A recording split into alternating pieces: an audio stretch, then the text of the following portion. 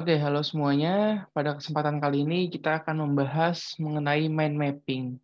Jadi, mind mapping kalau kita bicara mengenai sejatinya mind mapping ini dipergunakan dalam dunia psikologi.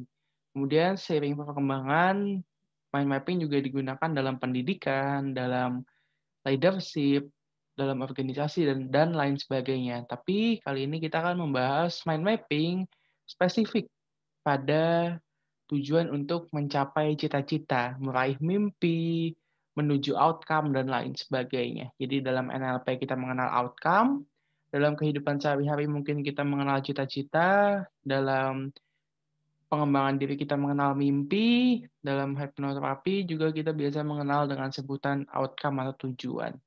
Nah, kawan-kawan yang perlu diperhatikan adalah ketika kita berbicara mind mapping, kita berbicara hal dasarnya dulu. Apa sih itu mind mapping?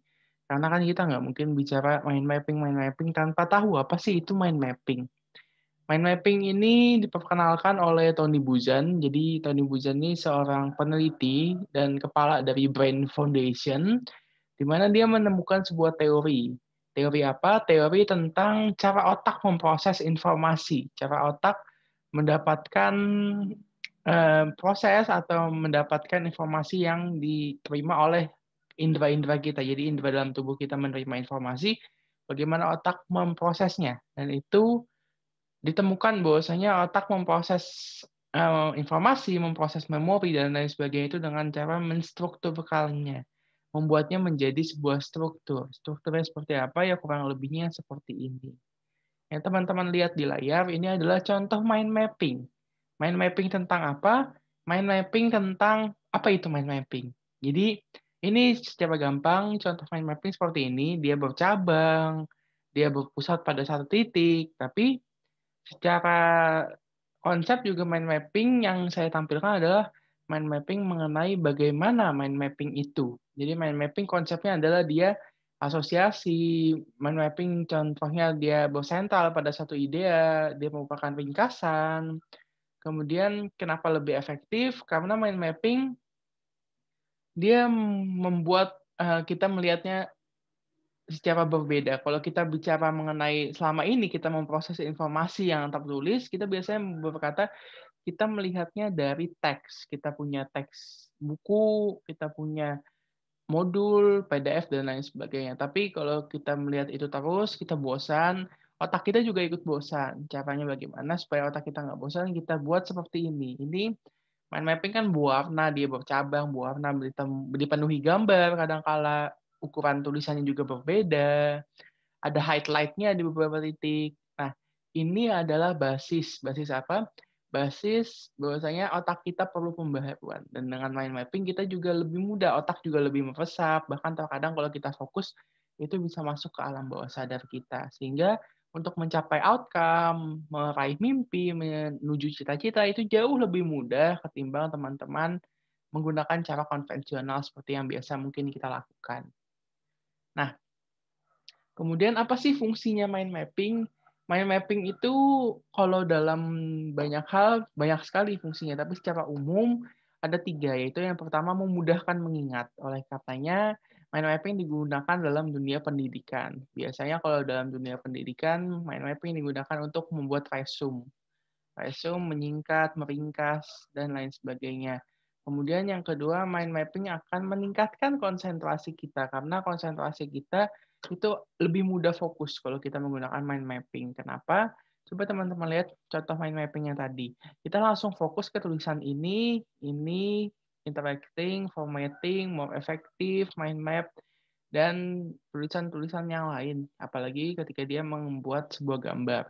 Tapi kalau kita bandingkan ketika kita melihat tulisan pada buku, kalau kita melihat tulisan pada buku, teman-teman bisa lihat monoton, hanya tulisan. Semuanya full isinya tulisan. Dan ketika dia monoton seperti ini, yang terjadi adalah otak kita tidak bisa fokus pada satu titik. Karena terlalu banyak tulisan, ukurannya pun sama, jenis fontnya sama, warnanya juga sama, hitam putih, seperti itu. Kemudian, dia menggambarkan sesuatu dengan lebih detail. Kenapa dia menggambarkan sesuatu dengan lebih detail?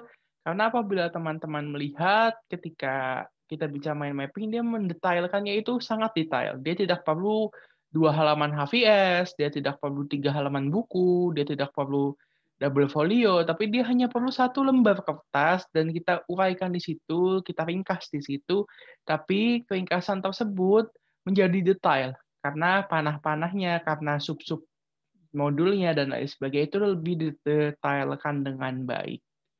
Tidak pusing, tidak ribet, tidak panjang-panjang, tulisannya tidak membuat lelah mata, tapi mudah dicerna oleh otak. Itu adalah konsep sederhana daripada mind mapping itu sendiri. Kemudian apa sih yang harus dipersiapkan kalau teman-teman mau bikin mind mapping tentang outcome, tentang cita-cita, tentang mimpi.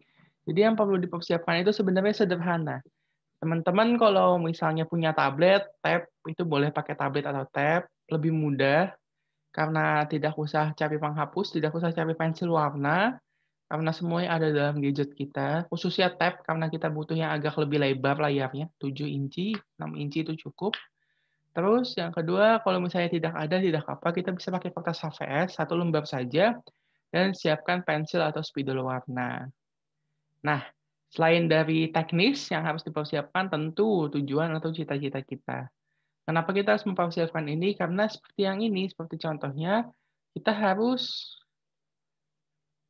membuat apa sih titiknya, misalnya titiknya adalah outcome 5 tahun dari sekarang. Anggaplah teman-teman sekarang berusia 17 tahun, berarti apa sih yang mau teman-teman capai di usia 22? Misalnya teman-teman ingin dalam bidang akademik, teman-teman mau punya punya pekerjaan atau mau lulus kuliah, ini bisa diganti dengan tulisan akademik. Kemudian kalau misalnya teman-teman mau di bidang finansial, misalnya teman-teman sudah punya tabungan 200 juta, ya tulis saja di sini, cabangkan saja. Atau mau yang 100 juta, atau mau dalam bidang spiritual, misalnya teman-teman pengen umroh, atau pengen perjalanan spiritual, teman-teman bisa tulis di sini. Teman-teman bisa tulis, kemudian saya coba ganti warnanya, warna kuning, ya kuning. Kemudian teman-teman misalnya mau dalam bidang sosial, misalnya teman-teman sosial organisasi mau jadi ketua dari sebuah organisasi, ketua dari himpunan mahasiswa, atau mau jadi ketua himpunan pemuda, silakan teman-teman tulis di sini. Kenapa? Karena ketika teman-teman menuliskannya di sini dan teman-teman sudah mempersiapkannya, itu akan lebih mudah ketimbang kalau misalnya kita tidak tahu apa yang mau kita kerjakan dalam mind mapping kita. Jadi, selain teman-teman harus mempersiapkan teknis, teman-teman juga harus mempersiapkan apa sih yang mau dituangkan dalam mind mapping teman-teman. Itu penting dan menurut saya itu lebih penting daripada teknisnya. Nah, sekarang yang harus teman-teman lakukan setelah menonton ini adalah teman-teman yuk kita coba untuk buat mind mapping-nya. Saya yakin teman-teman bisa membuatnya dan ketika sudah selesai dibuat, teman-teman bisa tampilkan mind mapping di dekat tempat belajar teman-teman. Misalnya teman-teman punya ruang belajar, silakan tempel di situ. Atau kalau tidak, silakan jadikan wallpaper di screen HP atau laptop teman-teman. Usahakan mind mapping selalu dilihat, kalau bisa bahkan saya menyarankan untuk ditempel di dekat tempat tidur. Jadi ketika ingin tidur, yang pertama kali dilihat atau yang terakhir kali dilihat setelah belum tidur adalah mind mapping.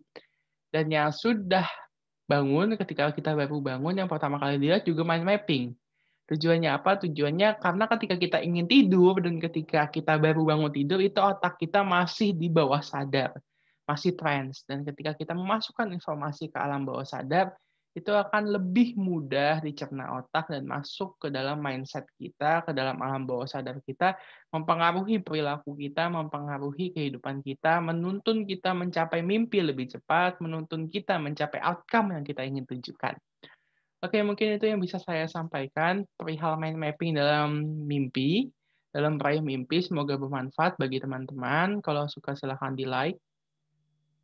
Dan bisa teman-teman bantu untuk share ke rekan-rekan yang lainnya yang membutuhkan.